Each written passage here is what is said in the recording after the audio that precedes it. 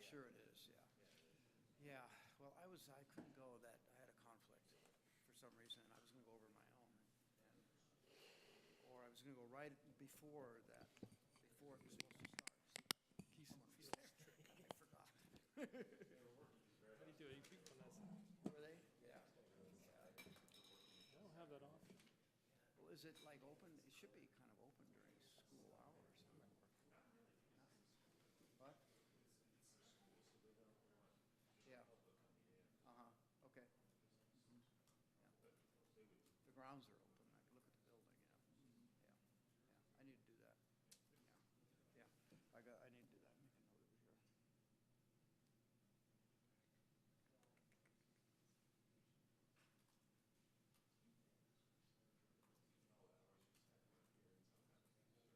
Make a note over here. Yeah. Yeah. Well, I'm glad you went. I'm glad there was some representation from PNC. That's good.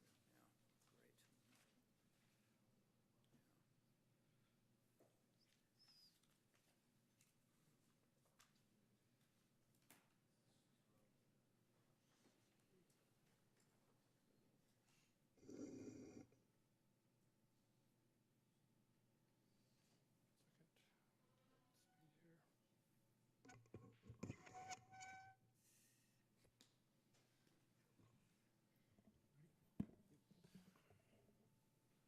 Hello, we're going to begin the April 11th meeting of the Albany Planning Commission. Let's all rise and say pledge allegiance to the flag.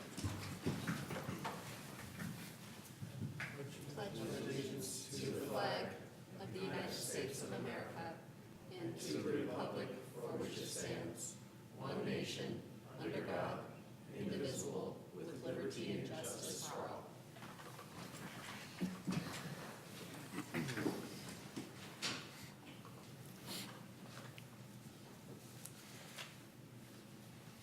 Roll call. Commissioner Donaldson, Here? Commissioner Geeson Fields, Present.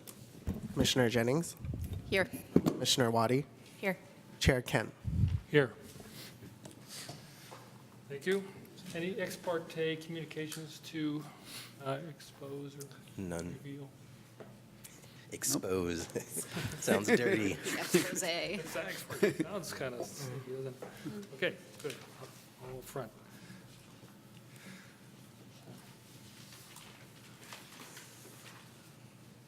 Consent calendar. We're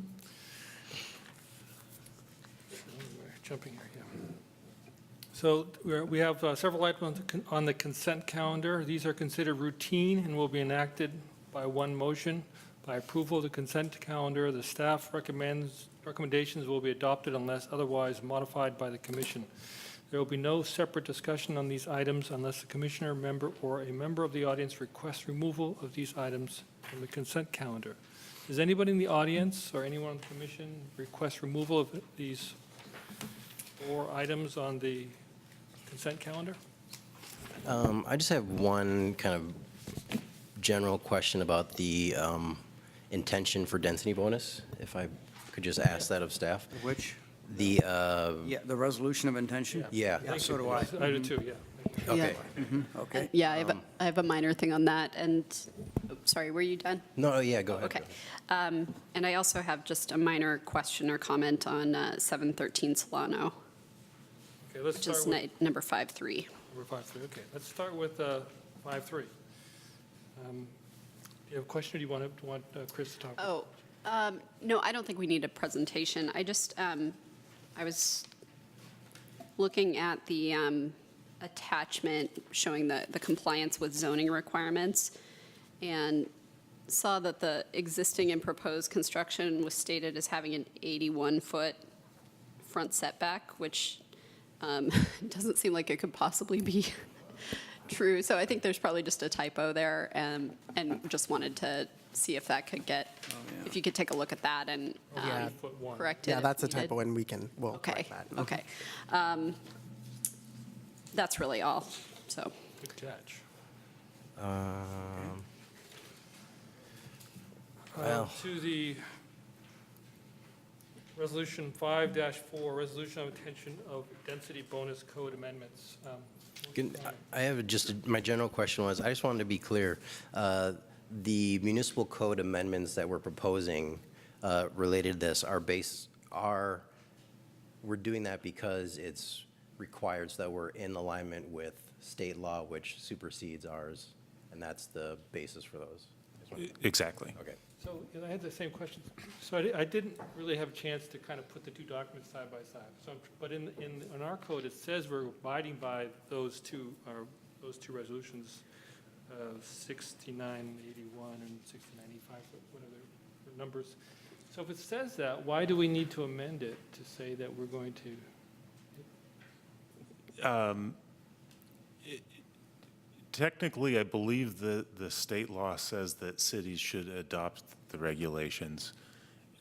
What we have on the books today, if one were only to look at the city municipal code, would be an error, and so it might confuse someone. So it's, all right, So it's more of a question, and it's also a checkoff box for our housing element annual reports. We have to report on compliance with state density bonus laws. So this just gives us an opportunity to align what we have in our municipal code with what's in the government code. Doug, you had a question? Did you have a question, Doug? Yeah, I did. I have a couple of typos that I guess we should correct if we're going to send this on to the council. On line 16, there's a word missing. It must be includes provisions for density bonus requirements, perhaps.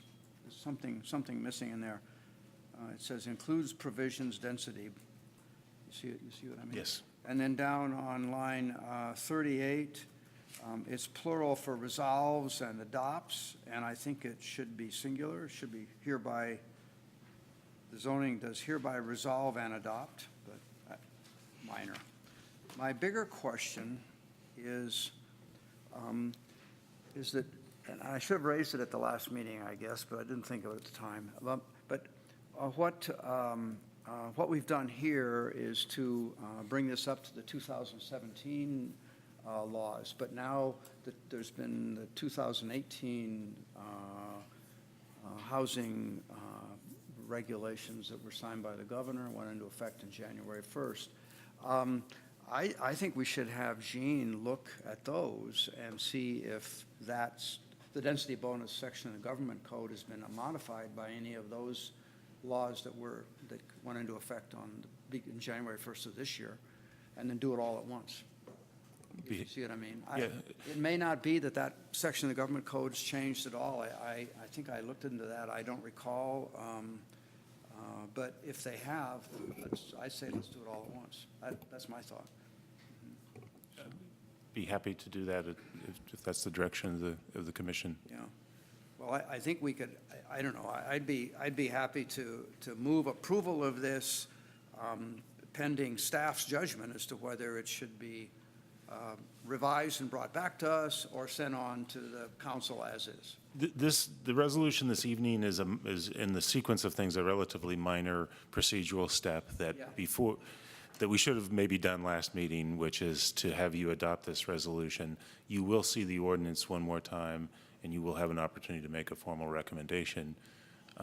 But I do appreciate your direction to us, and we can prepare for that final recommendation with any additional changes that were mandated by the legislature last year. So that sounds fine. So approve this, and then it'll, if it comes back to us, and if there are changes from 2018 legislation, then you'd incorporate that at that time. That's right.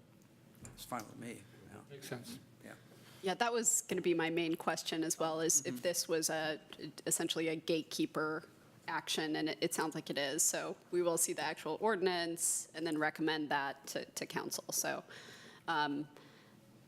I will just add a couple more cleanup items, if that's okay. The first one is on line 4. Should be a resolution of intention of the city. Line 34, I think we want that to say requires, not required, so present tense. Right. And then later in that line, it says adopt a resolution on intention. So if we could change that to of. And then Doug caught my other one, so. Yep. Thanks. Thank you.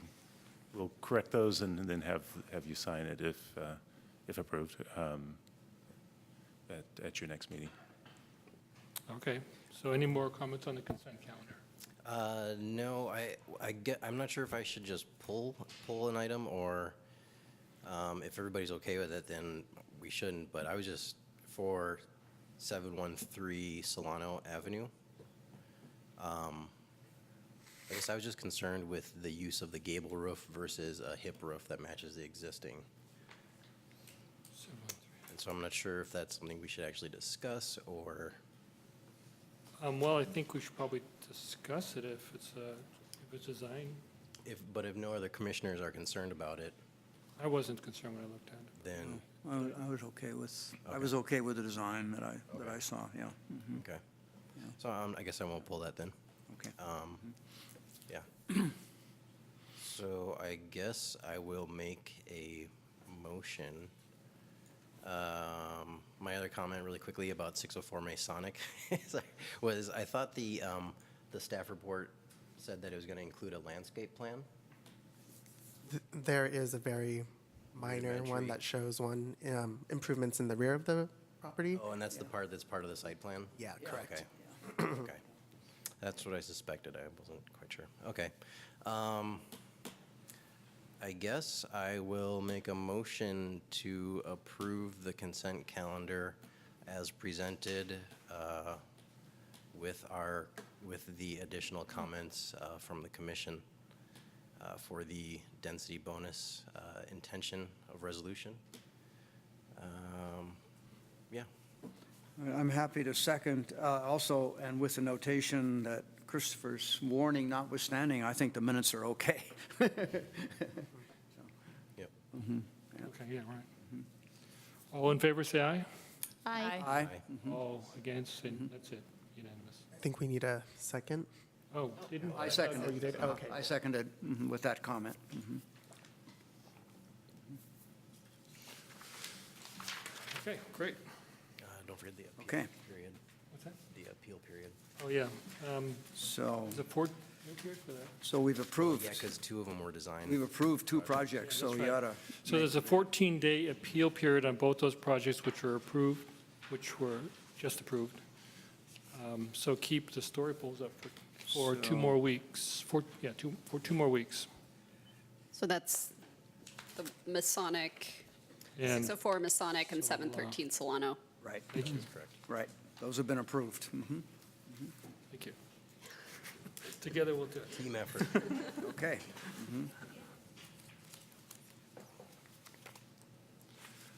Public comment. For persons desiring to address the commission on an item that is not part of the agenda, please note that each speaker is limited to 3 minutes. Now is the period of time for that. The Brown Act limits the commission's ability to take action or discussion on items that are not on the agenda. Therefore, such items are normally referred to staff for comment or to a future agenda. So is there anyone in the audience that would like to address the commission on an item that's not on the agenda? No. All right, moving on. Next on the agenda, 7-1, Planning Application 18018, Conditional Use Permit and Parking Waiver for a new fitness facility at 563 San Pablo. Christopher, could you present it? Yes. Once again, this is conditional use permit and parking waiver for a new fitness facility at 563 San Pablo. Some background on the property. The subject property is a 5,000 square foot lot with an existing 4,000 square foot tenant space previously occupied by Radio Shack. City records show the following work done to the property: a remodel of the facade, new signage, electrical panel repair, gas meter repair, and sidewalk repair. Here's a street view of the tenant space right now. Project request. The applicant is seeking a conditional use permit and parking waiver for Krav Maga Extreme. A conditional use is required for gym and health club use on San Pablo, and a parking waiver is required due to the increase of required off-street parking space from the previous retail space. Business details, the applicant is proposing to operate under the business name Krav Maga Extreme. The business operator is proposing to occupy 4,000 square feet of tenant space. The business proposes 5 to 10 participants with about 1 to 2 employees on site at any given time. Hours of operation are as follows: Monday 5:30 to 8:30, Tuesday 4:30 to 8:30, Wednesday 5:30 to 7:30 p.m., Thursday 4:30 to 8:30, Friday 5:30 to 7:30, and Saturday 10 a.m. to 1 p.m. with closure on Sunday. Parking waiver. There is currently no off-street parking spaces for this property. The proposed gym and health club use requires 1 off-street parking space per 300 square feet. The previous retail space, which was Radio Shack, required 1 off-street parking space per 400 square feet.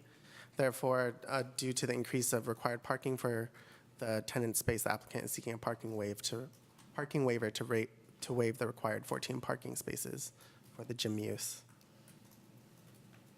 Here's a map showing the subject property and a 500-foot radius of adjacent properties. A parking survey was conducted on April 4th, 2018 at 4:30 p.m.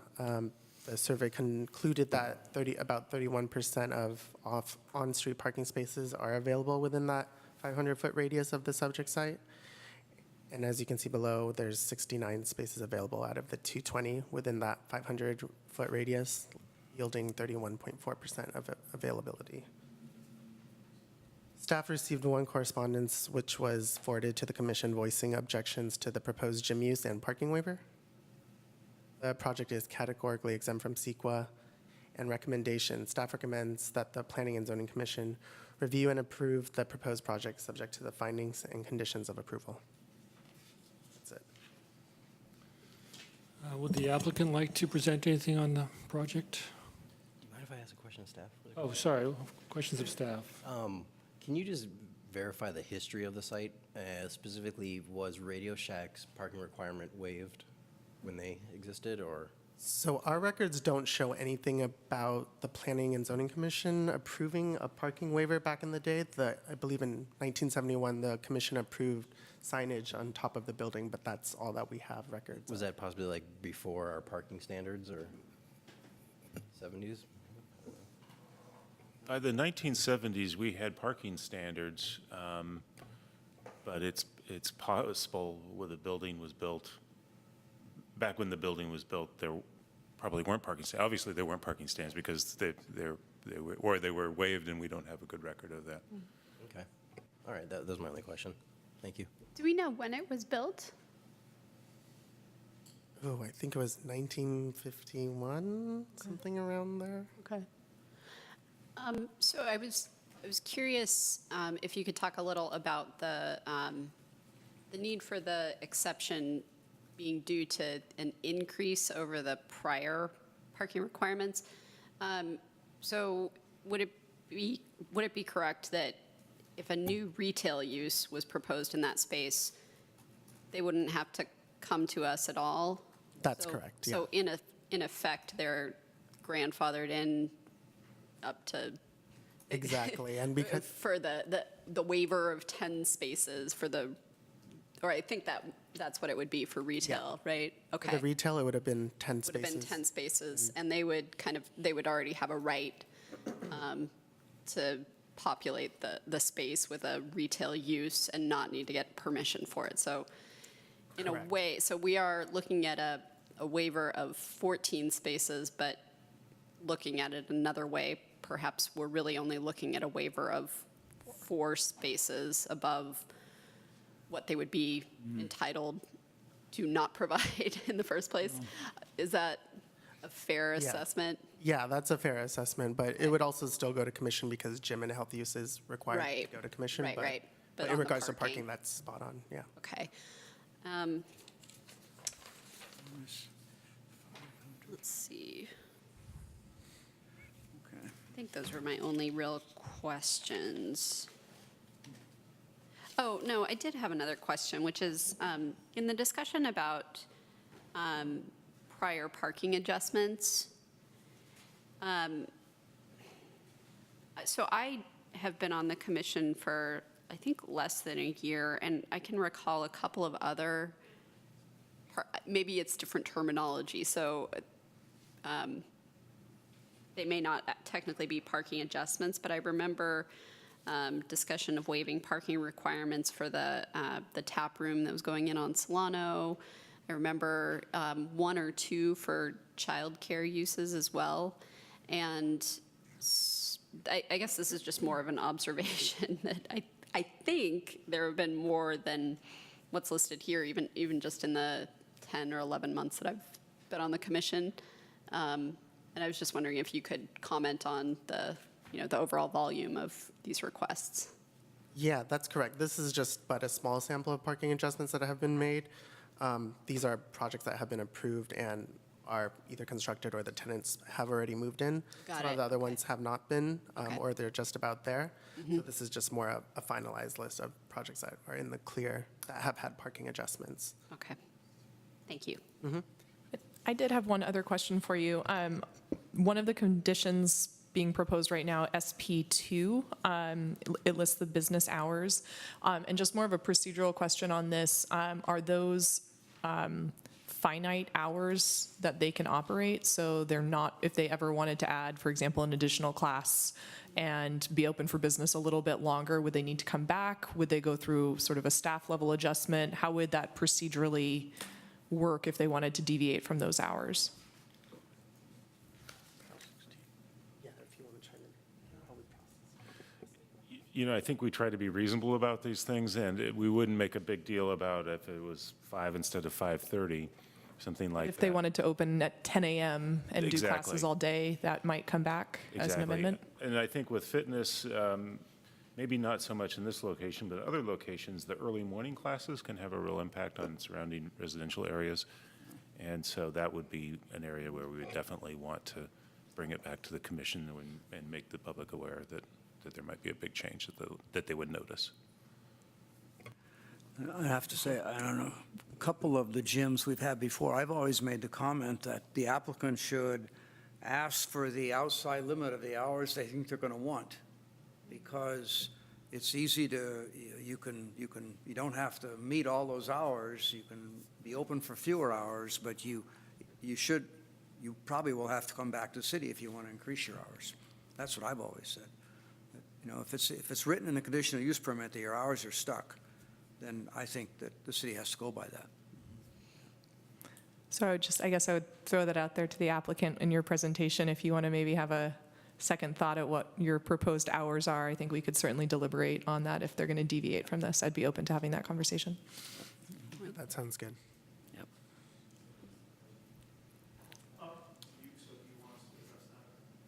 Is it, are we done? Where are we? Are we still? I'm still asking questions of staff, and then in Uh-huh. a second you'll come up. Everybody completed? I'm okay. So there is no rear exit on that building, right? It's just only front.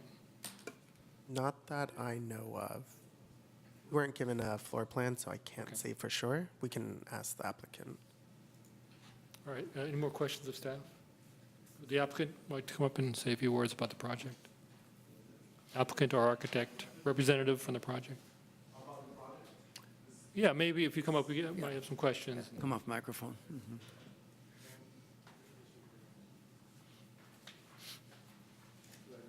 Yeah, thank you. And introduce yourself, you're on camera. We can hear you, but nobody else can. so, yeah. Hi, everybody. My name is Gabby Glicksman. I'm the owner of Krav Maga Extreme in Berkeley, hopefully in Albany in a couple weeks. Give me your questions, and I'll be more than happy to answer. Are you, so you mentioned the Berkeley location. Are you opening a second location, No. or are you moving? We're moving, Okay. yeah. So are these the operating hours that you've been working with in Berkeley? Currently, this is what it is, exactly. Okay. Yeah, so at the moment, we have no other plans, but if you want to give me more hours, I'll be more than happy to say, sure, we'll take it. We're not planning on it, but yeah, I mean, if it makes more sense to say, hey, you guys can be there all day, let's do it now, like you said. Yeah. You know, it would be easier, so we don't need to come back. But at the moment, no, we usually operate those hours Okay. every night. Okay. Yeah. Fair enough. Yeah. Okay. So, to my question, there's no rear entrance on the door, So there's a fire exit. fire exit. It goes to, to a driveway. And so you can't use that in normal operation, you won't be using? No, you can't get in from there. There's no public access. Okay, Yeah. thank you. And so one of the things we're being asked to act on is waiving 14 parking spaces that would be required under code. But it looks to me like your class sizes are generally smaller than that. Right.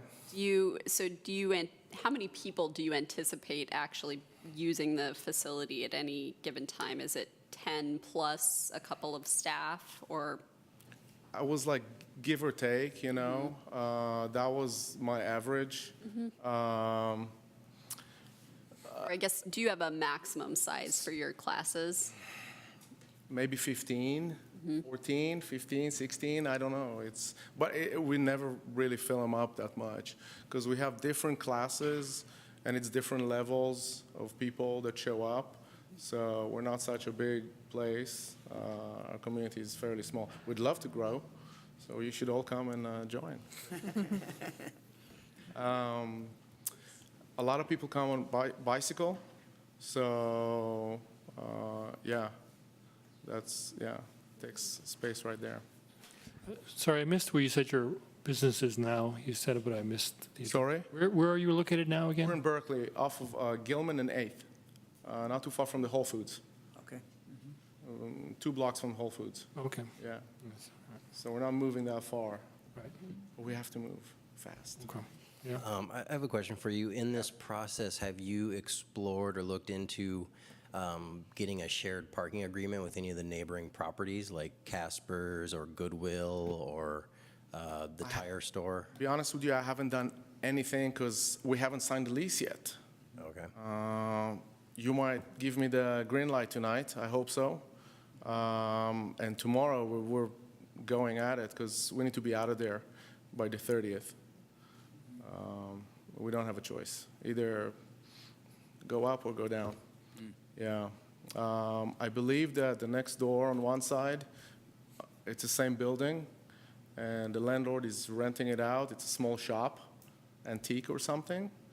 So, yeah, I don't know what's going on there. On the other side, also another antique, nicer antique. One No, side. I'm familiar with the area. I live several blocks from there. Yeah, okay. But I know there's several bigger businesses that have big parking lots, such as Goodwill, which are closed at night.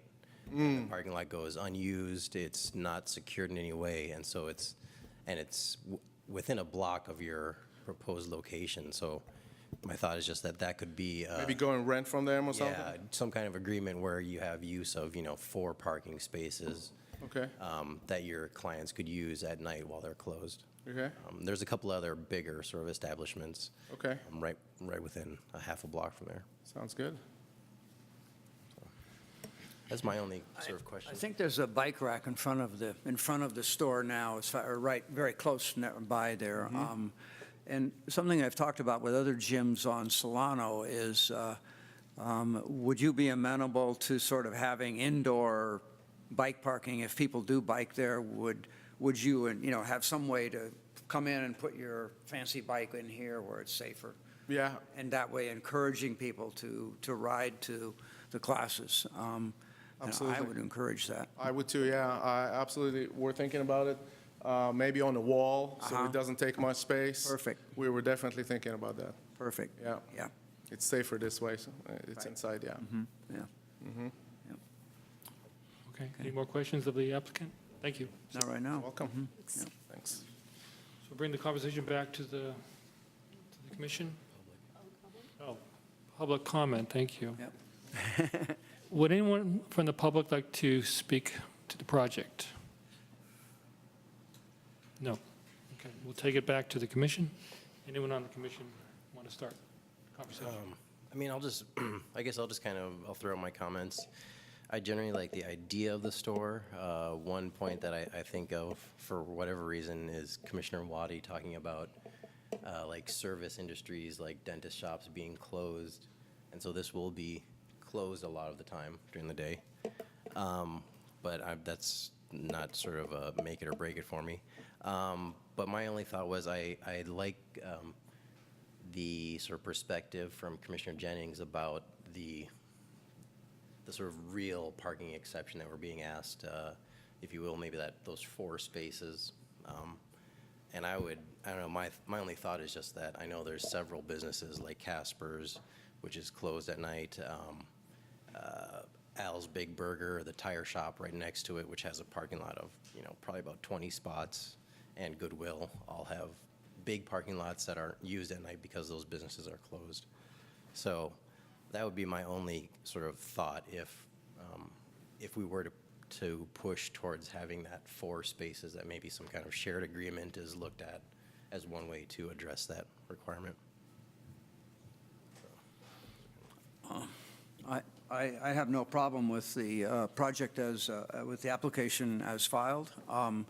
I noticed that we did have a comment from the public showing concern about the parking demand, and as well as the nature of the business. There's nothing we can do about the nature of the business, I don't think. If there's a number of other gyms along Solano or along San Pablo or in Albany, that's fine. It's not that we're going to go ban workout studios. I don't think so. I don't think that comment is well taken. And I'm not very worried about the parking because the parking survey shows that there's parking available. My own view of the site shows there's parking available. Our surveys done last year are very consistent with the parking survey the staff did. At the evening occupancy along San Pablo is in the 0 to 50 and 50 to 70% range on those blocks either side of Garfield. By the license plate survey that was done by CDM last year. So I think there's ample parking available for the hours that this business will be open, and I would have no trouble supporting the application the way it is. And I'm encouraged to hear that their customers bicycle there, and I don't think I need to go so far as to sort of add an amendment requiring indoor bicycle parking, but I would certainly encourage the applicant to accommodate your customers by making safe and convenient bicycle parking inside the building when they come. And if you have the space to do it, great. Just on that point, actually, special condition 3 states exactly that. A bicycle rack should be installed, and they can work with the city for reimbursement. So it is included as one of the special conditions. Oh, thank you. Thank you. I must have missed that. And I might be an outlier on this one too, but just because I live in the neighborhood, I didn't quite give much weight to, my apologies, staff, but I didn't give much weight to staff's parking survey just because A, it was done at a time when the establishment wouldn't even be open, and B, in general, that neighborhood, the residential areas of that neighborhood really fill up at night because people come home and everybody sort of has more than one car or doesn't use their garage. And yes, our previous parking study does show that on San Pablo and the first street on Brighton is fairly accessible. I would say that's because the businesses that I was just talking about all have very big parking lots that provide parking for their patrons. Right. And then our staff report does show that on Stanage, the first residential block behind San Pablo, that parking does start to fill up at night to 85%. Right. So I just want to make sure we don't have a situation similar to Solano Avenue where we're pushing the parking onto the residential areas. So I don't know, just kind of plead my bleeding heart case. I guess I would just echo many of the comments that Commissioner Donaldson made about the business in general. I'm generally in support of this business. I think it's certainly compatible with sort of the nature of other businesses in the area. The one point that I did have about the hours of operation kind of goes back to my original point when we were talking about sort of the economic strategy the other week. And I would certainly not want this business to be precluded from being open and active and having sort of a street presence during the rest of the day. I absolutely hear the comments about really early morning, but would certainly be open to like extending the hours of operation to like a 9 to 9 or something in that ballpark, 10 to 9, but something that, you know, if they decided they wanted to do a noon class, that they could without having to come back here. I don't see any reason for precluding that. And if anything, I would love to encourage them to extend those hours so that there's a little more sort of street life, if you will, at that location. As far as the parking exception, I am supportive of granting the parking exception.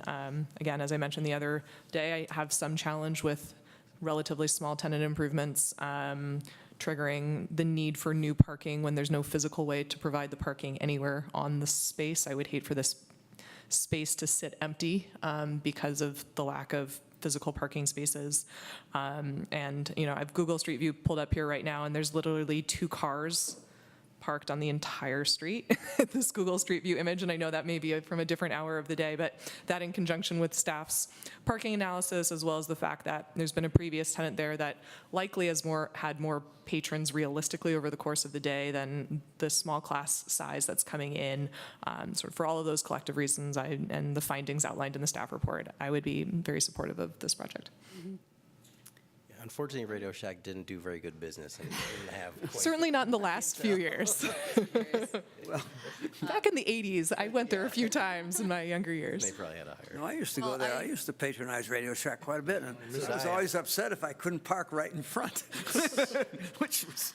Well, I share many of the same views, and I would just add that I appreciate the suggestion from Commissioner Giesenfields about you know, looking for ways to try to accommodate off-street parking by reaching some kind of agreement with neighboring properties that aren't using them at night. I don't necessarily think that it's warranted to require that just under the circumstances, because I think we do have, you know, enough of a basis to make the findings and grant the parking adjustment.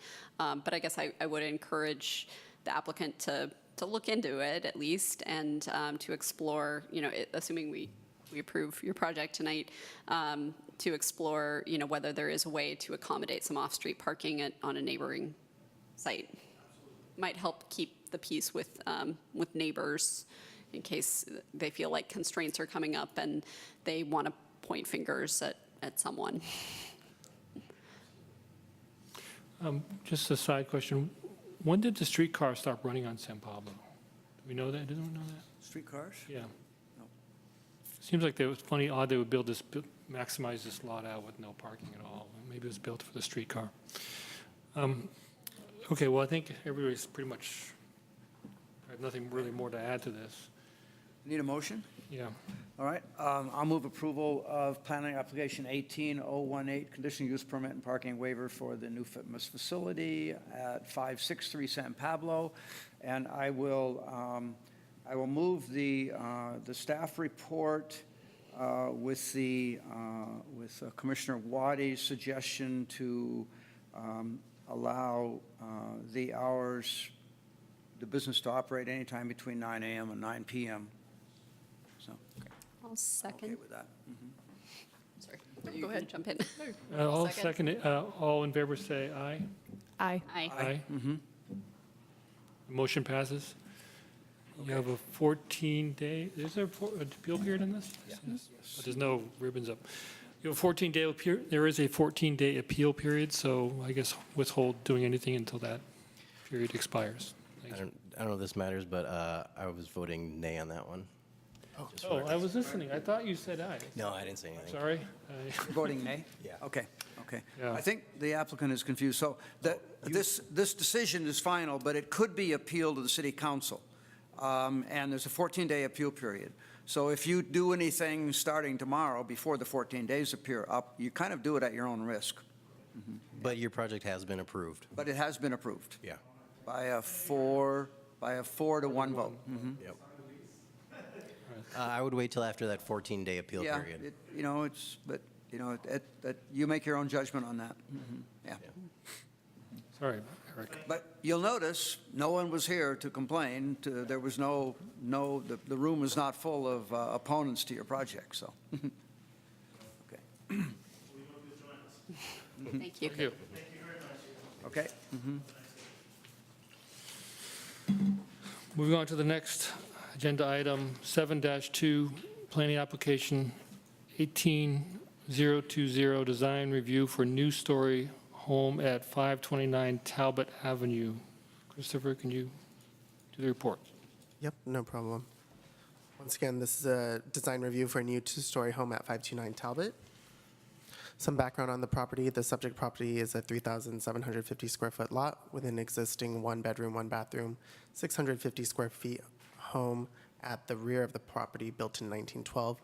City records show the following work done to the property: garage expansion, reconditioning of the building, electrical, home occupational permit, lower sewer lateral, and a re-roof. Here's a street view of the property as it sits today. You'll notice the generous front yard setback and the structures at the rear of the lot. Project request. The applicant is seeking design review approval for a two-story home. The first floor of the new home is proposed to accommodate a living room, kitchen, dining room, half bath, and washer and dryer space. The second floor is proposed to accommodate one additional bedroom, a shared bathroom, and a master bedroom. A balcony is proposed off bedroom number 2. The existing storage shed on the northeast corner of the lot is proposed to be demolished. The existing dwelling, which is currently the main dwelling, is proposed to remain. This will result in a 2-bedroom, 1.5-bathroom, 1,252 square foot main home with a 650 square foot detached accessory structure. And this site plan, once again, to reiterate what the project scope is they're demolishing this accessory structure back here. They're keeping this main dwelling, which will be the new secondary residential unit, contingent upon this 2-story home being approved today. Here's a proposed front elevation of the new home. And here's the proposed south elevation. And then here's just the proposed street elevation showing its context between the 2 adjacent properties on either side. Exceptional design. Projects which exceed a 0.45 FAR are subject to exceptional design as reviewed by the Planning and Zoning Commission. Exceptional design treatments for this contemporary home include contrasting exterior materials of horizontal wood siding and wood shingles, both a gable and flat roof, fiberglass windows and doors throughout, a second-story balcony, rear deck at ground level, a wood trellis, built-in planters, and landscaping improvements. Parking. The applicant is proposing 2 off-street parking spaces in the existing driveway for the new main dwelling. Per California Government Code 65852.2 D1, required off-street parking is waived for the accessory dwelling unit when located within a half mile of a transit stop. There is a bus stop located about 0.3 miles from 529 Talbot on San Pablo. Thus, this will result in a total of 2 off-street parking spaces for the property. Staff has not received any correspondences in regards to this project, and the project is categorically exempt from CEQA. Recommendation, the staff recommends that the Planning and Zoning Commission review and approve the proposed project subject to the findings and conditions of approval. That's it. Thank you. Questions of staff? I have a question. Christopher, is there a reason there are no story poles out there?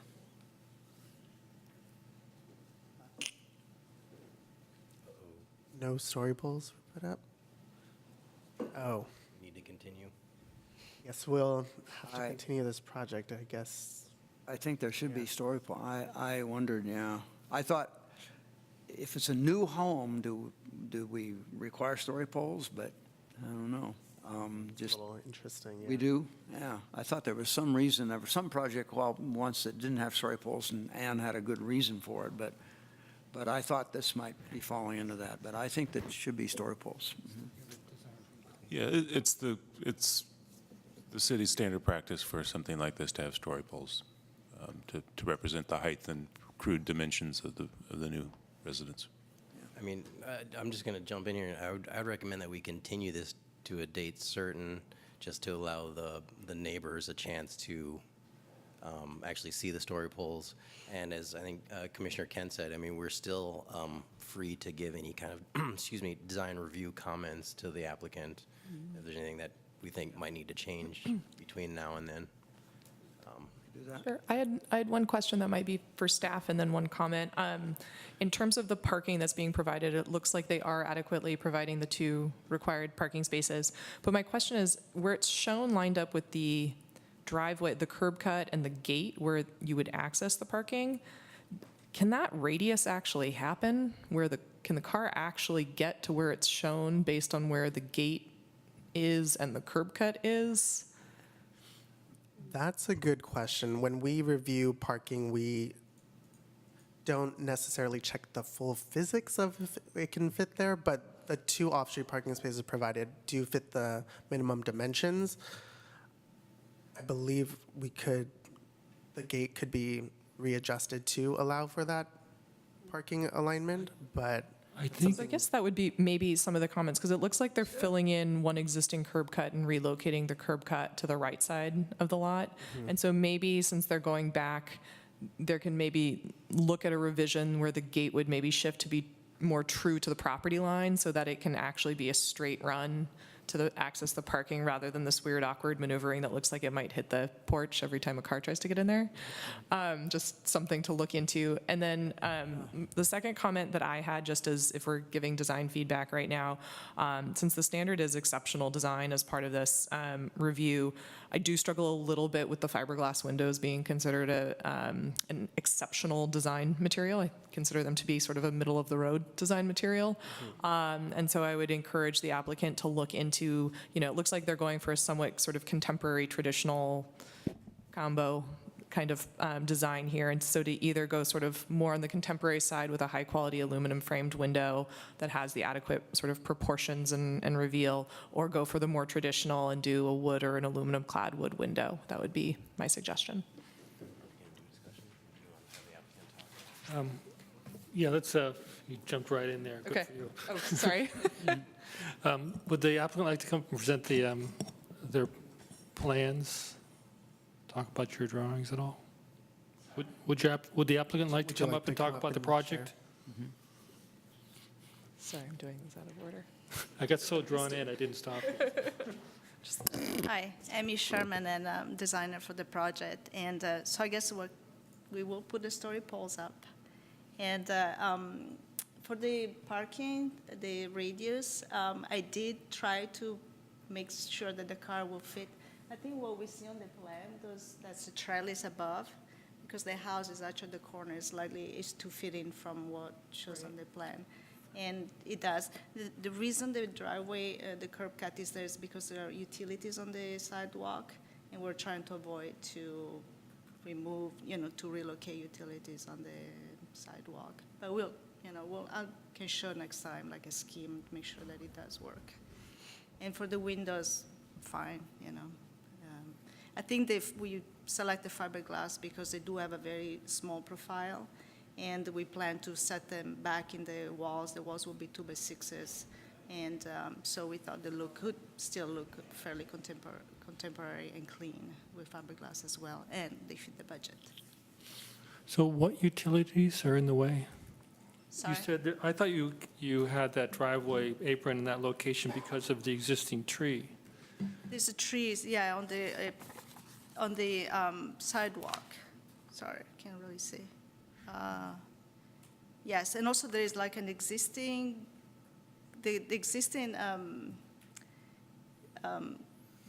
gate, basically. We were trying to maintain the fence as much as possible, and somehow it worked that way, that if we start at the beginning of the pedestrian gate, and then, that would save us more of the fence without rebuilding all of it. Yeah, I guess we can make it wider, Well, but then we would have to remove the tree. well, go a ahead. couple, since I'm saying, first of all, the drawing said that the existing curb cut is to remain. Is that true? Existing, Existing driveway curb cut is to remain. I'm assuming that would be filled, that would I be can see a new curb to cut a there. curb, right? Yeah. That's well, the one, yeah, the one that will remain. It's not used right now. But no one's going to park in it if it's a driveway apron, so we need to somehow, I don't know, how can we abandon that and not put a curb there? Yeah, we would recommend that as a condition of approval, a special condition that To remove. unused curb cut be removed, so it'll be street parking. Yeah. Yeah, okay. Yeah. Great, and then, so, and I kind of agree with Commissioner Wadi's comment that I can, yeah, now that you screened, I see why you did that offset, but it does seem like that little dogleg is going to make every time you come in and out a little irritating. Sure. You know, and so you're less apt to drive in there. You're more apt to just park on the sidewalk, you know, or on the road, losing one more parking stall for the neighborhood. Okay. The tree is pretty small, and it is. looked like it could easily be replanted on the north side. It's just a little crepe myrtle, right? Yeah, so it's not huge. It probably could still be transplanted, probably. Okay. But even if it's replaced, it's not that much investment. So, in It's a street tree? this street tree, yeah, it's very small. Oh, I see. The plans call for you relocating several of the trees in the front yard. I think one's a lemon. It looked to me like a persimmon, but I don't know. And then a lemon or an orange, and then a citrus anyway, and then I thought it was a persimmon, but it looks like you're planning to relocate Right. I don't both of think those the trees. Have you, I don't think the persimmon is going to be relocated. It's too big. Pardon me? I don't think the persimmon is going to be relocated. I think we were trying to see if the lemon tree and the orange tree could be relocated too. okay, okay. Mhm. Sadly, the All right. persimmon. I think that's a good idea, and Yeah. I don't know, I hope you could talk to someone to make sure you can do it. Right, well, Yeah, we'll try. yeah. I had a few comments on your landscape plan. Dig that up. Let's see. Oh, there's a lot of crushed gravel there. I mean, it's kind of funny because now you have this kind of a lush garden that's really quite nice in front, and you're replacing that with crushed gravel almost everywhere, except for the front yard. Is that just a default kind of drafting thing, or that's the look you want? I think it's a combination of like budget and also, with the front yard will be the one that has more vegetation. I know that, the owners, they do like planting. Well, I think if it's budget you're worried about, I would put mulch, and that way later you can plant it, but putting all that crushed gravel everywhere is just going to be in the way later when you want to turn it in. Yeah, we plan to put some mulch in the back. Yeah, in the back where it says behind, I mean, on the north side of the in house? back, yeah. Yeah, right. It says crushed gravel right now. Okay. The gates are already existing? The fence and the smaller gate is there, is existing. Okay, so the bigger gate. The bigger gate will have to be made to match. Has to be created, right. Mhm. Yep. And that's just like a 40-inch high fence, right? Yes, it's this tall. Yeah. Why do you need a gate? Oh, well, it's your choice, but a dog or a It's pet a or something. dog. It just seems like it'd be in the way. I mean, it's just a lot of, maybe it's nice if you have a dog, you can close it. Yeah, definitely. There's a dog. Okay, that's all my questions. Okay. Okay, Thank you. thank you. Thank you. So we're not passing this, so we just Bring give it back to input. commission. Maybe some general comments would be useful. I'm pleased to see the more intense development on this lot. I've seen the house way back there for years and looked at it and thought, wow, there's a great potential here for this. So I'm glad to see you moving forward with it. Generally, I think that you're certainly on the right track with the design. That's, I don't know, my general comment. So I do think that it's going to need story poles, and that even though all the neighbors received the postcards, And I don't know whether you've talked to the neighbors about the project and whether you have a sense of whether you have support or not, but certainly the neighbors on either side and the neighbors across the street are the ones who are going to have their views change the most, and those are going to be the ones of concern. Okay. Yeah, I appreciate that you're increasing the density as well, and it's nice to see the existing structure being retained while creating a new home on the site. I think it seems like a very good use of space on the site. The layout everything seems to fit together well, and I think it's a modest new home. It's very attractive, and again, I think it fits in well and uses the space efficiently, and yeah, I like it. Yeah. I also like the design of the building. I think it's a nice space. I do think, looking at the landscape plan, it's going to be a very hard environment with so much between the two buildings, it's all either concrete or gravel. And it might want something a little more living in there. So maybe a tree or two, or, soften it up a bit. Yeah, I'm sorry. No, that's it. Yeah, I agree with Commissioner Kent. Yeah, I think the landscape plan has a little too much hardscape. And just in my naive perspective, I always think a little bit more permeable pavers, or, as Commissioner Kent said, mulch is always a good option to help break up the textures and just to soften up the landscaping a bit. Just because you have existing concrete, crushed gravel, and hard stone pavers, basically, for your landscaping. And then I'd also second Commissioner Waddy's suggestion to upgrading the windows, especially since we're going for exceptional design, to something like a wood window or steel, or even, how do you feel about like wood-clad windows? Like an aluminum-clad wood window, I think would work, yeah. So, yeah, so or a wood-clad window, rather than the fiberglass that's proposed. Yeah, and then I would also just second the notion of having the driveway entrance aligned with the parking space and having that existing curb cut to be filled for parking, on-street parking. I think with those minor changes, I'd be happy to approve it when it comes back. Any more comments? I don't think so. All right, that's, Do we need to continue it to a date certain or a date uncertain? So we'd recommend a date uncertain. That way we can confirm that we have the story poles up before we send the notice out. And secondly, once the poles go up, people can get another postcard and they understand what exactly it is, so. That doesn't preclude it coming back at the next hearing, right?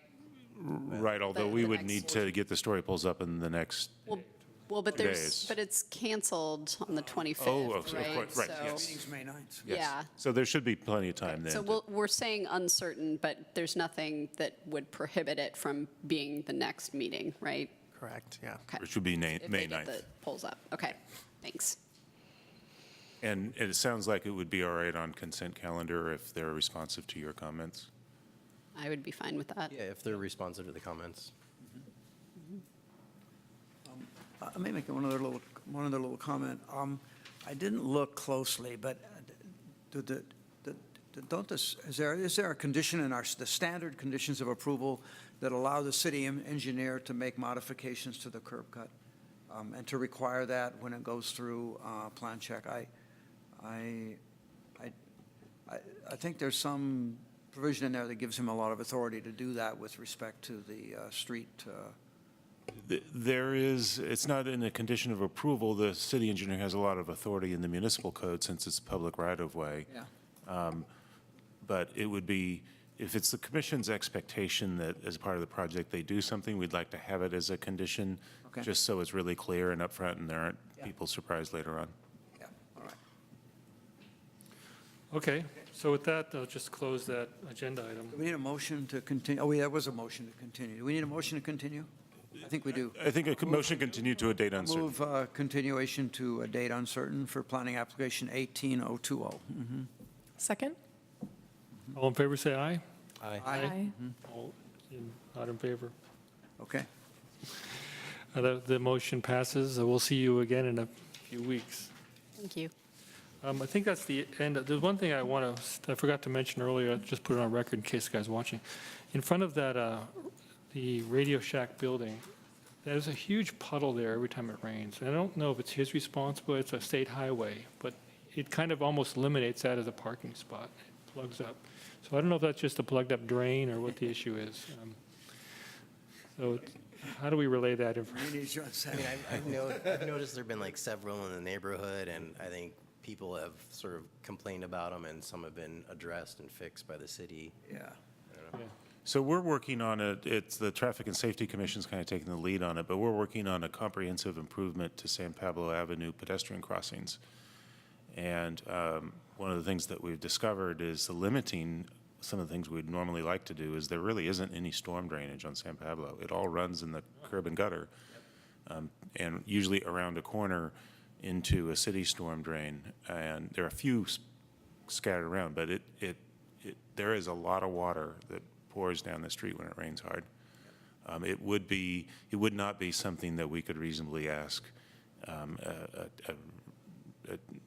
business tenant to deal with. Imagine dealing with this Caltrans. Yeah, we're not even, when we looked at pricing what it would be to do a proper storm drainage program on San Pablo, it's in the millions of dollars. It's a big pipe.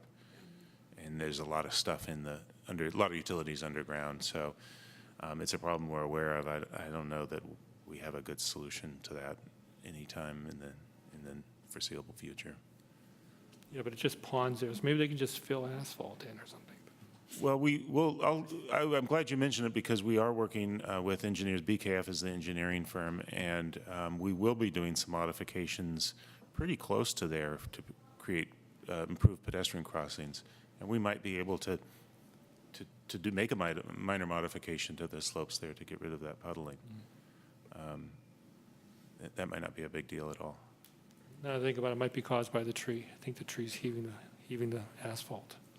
So takes a tree. All right, anyway. Okay, thank you for that.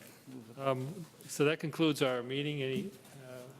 We have no, I'm going to be, so the next meeting is May 9th. I'm going to miss both meetings in May. So just want to let staff know.